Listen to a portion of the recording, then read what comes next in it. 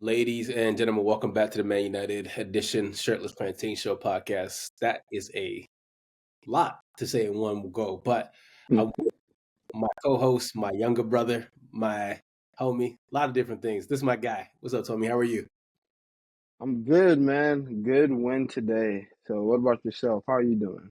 Man, look, the state of my facial hair, man. Niggas just all in disarray. But, what did Earl say again? I'm not Fresh okay, cut. but I'm going to be all right. Free. You feel me?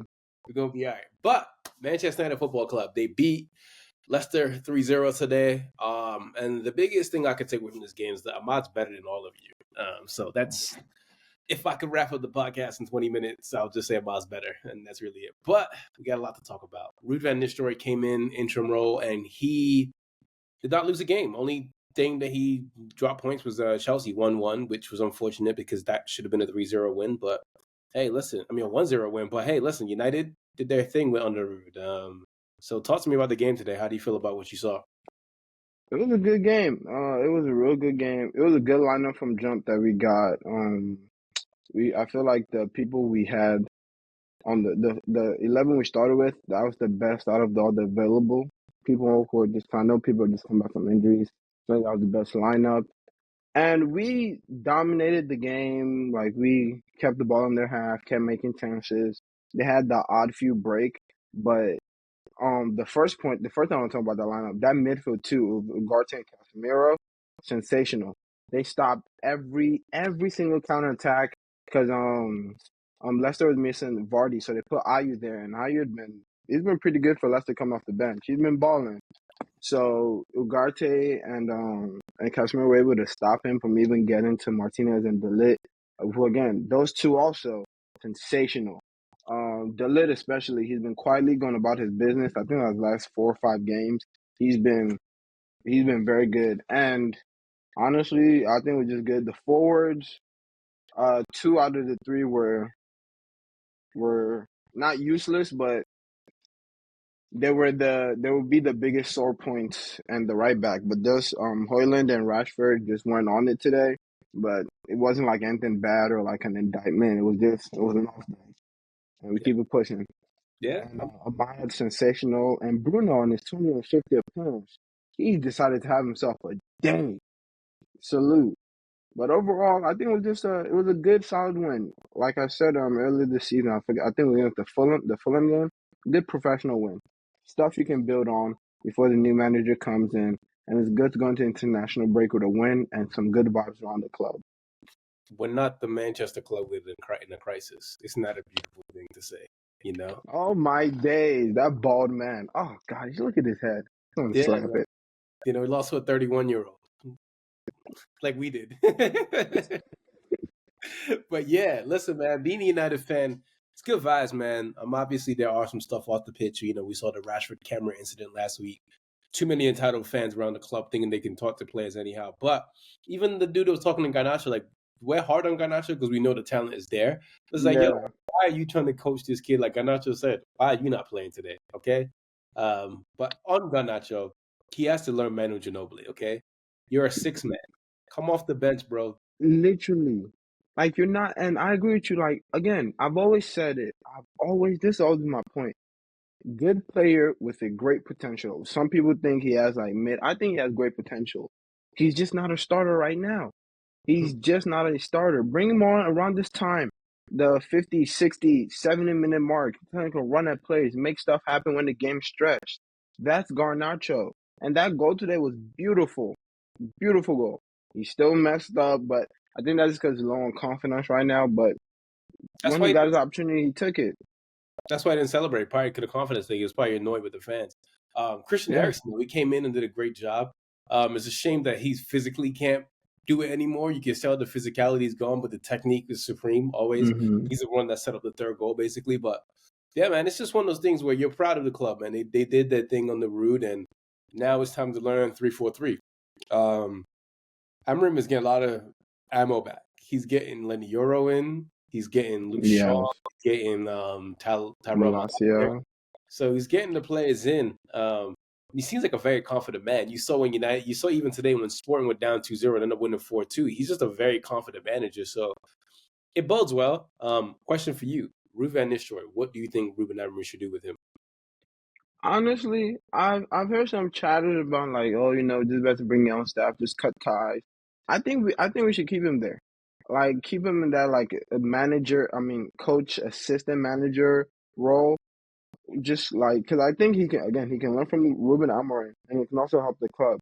Like this is a guy who like played in the club for years. He's coached at the club before. He's done his badges here. I think it would be a good lesson for both parties, for United and for him and for Amorim or whatever his name is. So I personally think he should stay, but if he leaves, I won't be surprised. I mean, the biggest thing about Ruud that scares me is that this is a guy who said, I want to coach the club one day. You can't have somebody saying that, man. Like, you can't have too many handsome dudes in one room trying to be the number one, man. Like, this is why, what's it called, broke up, man. This is why One Direction broke up, because Zayn was too handsome. This is why Backstreet Boys broke up. That's why NSYNC You broke just up. need one handsome guy. The rest of them are just uplifters. Bro, you can't have too many cooks in the kitchen, man. This is why the boy bands broke up in the 90s and the 2000s, man. That's why we don't got no more 112s. And that's the problem. These kids don't know what a good boy band is, man. They only got no more of that. So, you They can't have they have NBA YoungBoy. That's all they need. see that's CTE music, man. You can't be listening to that all the time, man. You need some ballads in your life, You need some ballads. You need some good rom-com in your life. Have some hope of love, man. You can't be listening to Young Boy all day. That's not healthy. That's why these youngins are trying to rob everyone's key in DC, man. They listen too much Young Boy. Man, don't kill boys. Yeah, I know. But yeah, man, listen, it's exciting times to be United fan because what can we complain about? Honestly, nothing. Just even the youth teams are playing well too. We have Jim Twart. I can't pronounce his name, but Jim, whatever. He's been looking like David Beckham with the U18s with the free kicks. Like, oh my god. He's got a real 1950s pop roast name. Yes, even his hairstyle. I'm like, this one of them like man got off the assembly line and came to training. The one thing I can complain about United, and I hope Amorim stops that shit. United need to stop having two goalkeepers on the bench. Give that spot to a youth player. Yes. Oh my God. It's so disgusting. Like, please, bro, you can pull someone up. I promise you. They might not even expect to play. They won't expect to play, but please, to go even in when I play football manager, sometimes I don't even have I don't even have one goalkeeper on the bench. Full attacking, man. You're a sick man. Something like Jace Fitzgerald should be getting time. I think Jace Fitzgerald's up next. But it's fun because like now you mentioned the academy. This has been probably our healthiest academy we've had in a while. Like Cheeto Obi Martins is looking really good. Montanto is looking really good. So like the talent is there in the academy. It's now for Ruben Amorim, who has a track record of bringing up academy talents, to see what he can do with the squad. Because like I keep saying over and over again, this is not a bad Manchester United squad at all. I truly believe like this squad just needs to learn some new tactics, learn some new like positional play, learn some new discipline, get some actual structure in. But they'll be a good team, man. I'm really excited to see what Amorim does with this whole entire team because the recipes are there, man. Like he can cook a good meal for United. I really think he can cook a good meal for United. So we'll see. And by the time you guys hear this podcast, Amorim already started Man United and all of that. But we have to go back to Ahmad. I think this is going to be the Ahmad podcast. I don't know, like even Zito, a good friend of mine who's an Arsenal fan, tweeted today about how, this kid is special. And anyone who watches at least 5-10 minutes of Ahmad, there's something there. And the thing that impresses me the most is not just his ability on the ball, it's how strong he is. It's like that Bukayo Saka, Yeah. like they will ride a challenge and like they could take the ball. It's like, yo, you were creating stuff. Like you were incredible. And I've always said for me, left-footed players are the most dangerous players in the world for me. No, I agree, and his talent is something that's I feel like it's always been there because I remember when he first came, him and Hannibal were in the U21s touring around, and his debut he had a hat trick against Liverpool if I'm not mistaken in the U21s. So the talent's always been there. So I'm glad that it's finally been realized. Now and it's helping the actual team because 2 years ago we saw how he played in Sunderland, sensational, won the Young Player of the Season. And my favorite thing about him, like you said, he's deceptively strong too, but his dribbling in tight control, it's sensational. It's damn near impossible to get the ball away from him. and that's really helpful in those tight spaces. Because when you're small like that, you're not like you won't necessarily be able to outmuscle everyone. So if you can keep the ball close to you, you can get by most people, or they'll foul you, and that's my favorite aspect about him, man. Um, it goes back to another like just how was Anthony played over him for so much. Bro, it's insane. Anthony was played over him. The dude the young kid that went to Monza, yeah, like just played over. I'm like, it doesn't make sense. And then even for some time, when Garnacho was starting like 40 straight games, he was playing right wing when Ahmad is right there. Like that's a talent you cannot lose, and I don't know how he didn't see it. Yeah, I mean, the thing too about Ahmad is like he's really got a really good header on the ball. Because remember his first goal for United was a header against Milan in the Europa League. Yep, the backwards header. Yeah, even today, the goal that Bruno scored first is because was it the first? It was the second goal. Well, he pressed them through. Remember, there's a corner and he headed the Yeah, ball. yeah. So he's just incredible player, man. Like it's one of those things where United actually has some real good gems in the squad, and it's exciting, man. It's very exciting to see the trajectory of this team. Obviously, you want to get yourself too high or too low, but it's looking good as a United fan, man. It's looking like one of those things where you're just proud of the club that you have now, because it's just like Mm-hmm. youth talent is there. They finally got a coach who's not bald.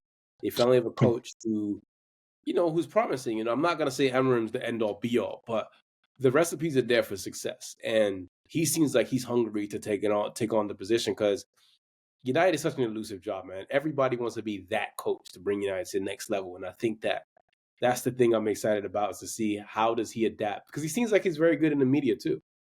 Yeah, that's like I've everything I've been seeing from him, the games I've watched of Sporting, his interviews. One thing I've noticed is definitely confidence and like backbone. This is a guy with some vim, for lack of a better word. Even though this guy has vim, and it's just one of them. It's one of them things that like as a club as big as United, a club who's always going to be in the media, always gonna like the news cycle around United is 24/7. You need someone with backbone. You need someone who can put the foot down. Or you need someone who exudes confidence. And it can be as cliche as you guys may think it is. It can be, oh, that's not real. It's definitely real. And that's one thing I feel like he exudes.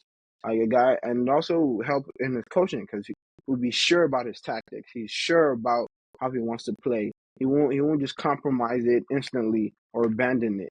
So that's I feel like that's a good thing. Bro, I saw someone today saying Amorim shouldn't play the three at the back. If he doesn't play that three at the back, fire him immediately. We didn't bring you in to play a 4-2-3-1. We brought you in to do what you do. And you should have free reign to do what you do. And if players don't want to buy in, I don't care who it is, get rid. That's why we signed Mm-hmm. you up, for you to do what made you successful. Because it wasn't just Sporting that he played this. He did this at Braga. This is where he made his Yeah. name doing this formation. So, and I think the squad is actually pretty up for it. Like the three at the back system is going to be Euro, De Ligt, and Martinez more than likely because that's Mm-hmm.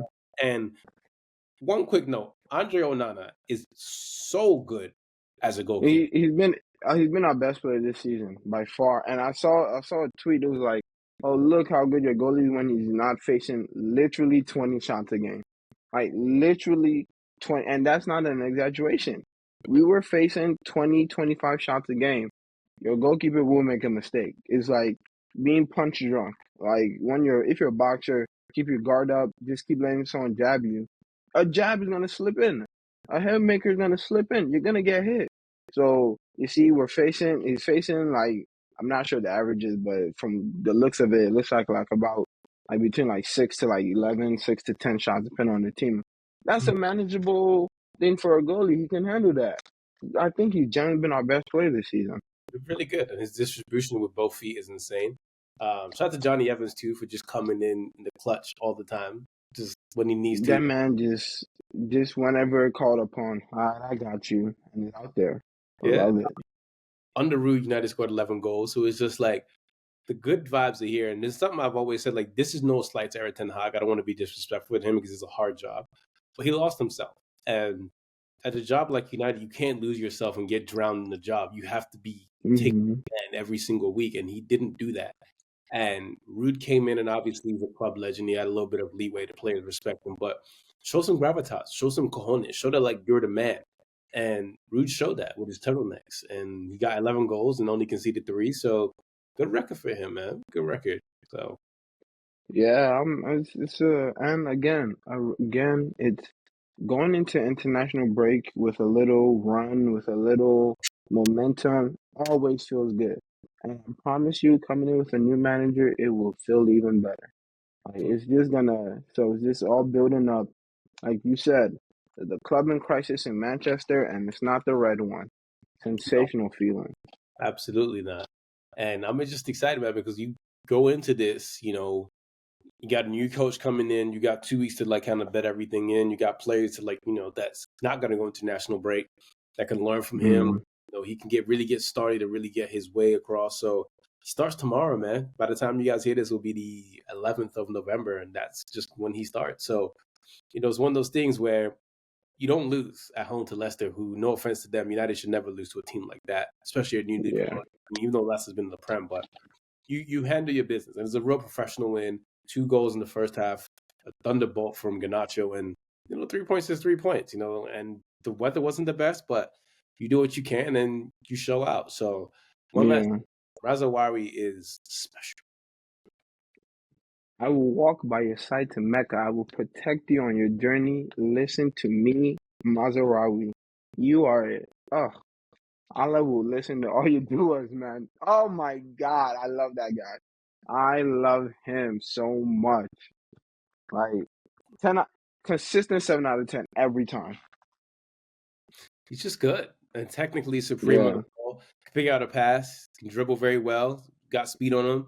Bayern Munich, thank you for Delit and Mazraoui. We really yeah. appreciate Oh, thank you. the But pair. you bring up Mazraoui brings me to my next point, and Diallo, go ahead. The floor is yeah, yours. God, I it's gonna sound like I'm a hater, like I have agenda against him, right? It's almost I want him to be good. I really want him to be good. And there was a point in time where last season, honestly, I think he could have been our player of the season. Honestly, if they didn't cancel the awards, I would have voted for him as player of the season. The talent is there. And I would even say maybe it's from a run of too many games because he has started like an insane amount of games for us. But you know how people used to kill on Wan-Bissaka for they'll say, oh, lack of awareness and all that stuff. I don't know if people just choose to ignore it or they just don't see it. But Dalot makes the same exact mistake almost every game, and it's bad. This man falls asleep constantly, Mm-hmm. constantly, and it's not a regular like it's not. I don't know, but it's always catastrophic. That Spurs goal, the when first of all, Mickey Van Der should not have been allowed to run through the defense um through the entire field like that, of course. But that cutback, if you watch it, look at Dallo and Brennan Johnson. Dallo looks at him, runs with him, then just stops. He just stops. Even today, he had like 2 moments where I'm like, yo, I need them to scan his brain after this game. I need to see something. Like he's a good player, but he needs to cut out those buzzer moments. And again, I don't know if it's because he needs. I mean, I think this does. He's played too much. Absolutely played too much. Like after a while, you just get brain fog and your body's just heavy. I think he needs a good period of rest. That's why good Malacia and Shaw coming back too, and hopefully even maybe we can see some Harry Amos in the Carabao. I'm still holding out hope, but yeah, Dalot today was not good. One thing quickly, Manu Ugarte. I know a lot of United fans aren't happy with him with the price. Brilliant signing to me. That's a water carrier. He does Yeah. his job. He's real. Someone tweeted today like you're looking for Dior shoes, but he's black Air Forces. And You feel me? yeah, sometimes you just need that, man. Just a real shin kicker in the middle. And he can spray a pass. He showed it today that he can spray a pass. So Yeah. And another underrated, he can drive forward with the ball. He's a powerful runner, which one thing I ask for my midfielders, ball progression through passing or running with the ball. yeah. He can do a little bit of both. I'm not gonna act like it's at an elite level, but it's good enough. And then you combine the qualities he has defensively, ball winning, he's always there to. I remember I will never forget this. It was a Leicester were like off a corner or like a free kick or something. They're working the ball around. the player took like a little bit of a heavy touch before he shot it, and on that like this, and it wasn't like a disastrous touch, just a little bit too far ahead of him. The way Ugarte pounced on that, the anticipation, reading of the game in the defensive place is good. I like it. I feel like people are being too harsh on him because they wanted like shinier options like Jao Neves or whatever, but I think he does a good job. They also wanted, what's it called? The other Onana. Yeah. So That's pretty privileged, man. That's pretty privileged. It's beautiful to not have crisis at the club, and like we said, this is a good running ground for the coach to come in. Like the fixtures that he has coming up, the first two are, I wouldn't say easy because there's no easy games in the Premier League, but they're pretty decent. The first three games, I mean, yeah, Ipswich Town away. You go to Portman Road, then you have, pretty decent game after that too. You have Bodo Glimt, and then you have Everton. Then it starts to get real tricky. You get Arsenal, then you get Nottingham Forest, then you get. We have to beat Arsenal. Like they're there for the taking. I promise you. Yeah, and but listen. They have Victoria Pilsen, City, Tottenham, Bournemouth, Wolves, Newcastle, and that's like the until the end of the new year, and then obviously New Year start for Liverpool. But like you say with Arsenal, like go ahead. They're there for the taking. Like they can be beat. I feel like this Prem season is open. I don't get me wrong. I'm not saying we're better than Arsenal, but I'm saying it's not gonna be like it's gonna be a hard fixture, but it's not the like one Arsenal United fans should be dreading. Mm-hmm. Or that Arsenal fans should be like, go, it's an easy 3 points. So they're there for the taking. Teams this year are there for the taking. Like that schedule that you said, it is hard. After the run of 3 that we have, it's definitely hard. But I feel like this is where we should, like, this is not a bad squad. So I want to start seeing, and it's going to take some time for the coach to implement, but I want to start seeing progress. I want to start seeing, because under Erik ten Hag, those games were damn near going to be all losses or draws. So I want to start seeing some wins, like pull out a win against Nottingham Forest, get me a result against Newcastle, or beat Newcastle and get me a result against Arsenal. Just stuff like that. Yeah, I mean, listen, again, it's exciting times. Ahmad is going to hopefully sign a new contract soon. We start seeing more academy players. We got a new coach coming in with new staff. So, listen, man, it's time for 3-4-3, and it's time to learn something new. So, exciting times to be a United fan. Anything you want to add? Obviously, talk ad nauseum about Leicester, and there's nothing really to take away from being a team that just got promoted. Yeah. Anything you want to add? Our women's played today, and I'm pretty sure they won 3-0. 0-0. Oh, it was 0-0? No, I knew that. Mark Skinner. Don't get me wrong. We got rid of one terrorist. You're next. You're next, buddy. Yeah. We didn't forget about you. United women haven't won since October 13th when they beat Tottenham 3-0. It's been a run of 3 And then it's been a draw. Yeah, buddy. Right. I'm gonna fly to London and put them in a headlock. And even that Arsenal game, Arsenal, they were dominating us. They came out that half on fire. We got that. I think it was like Diassi or Maynard that scored off a corner.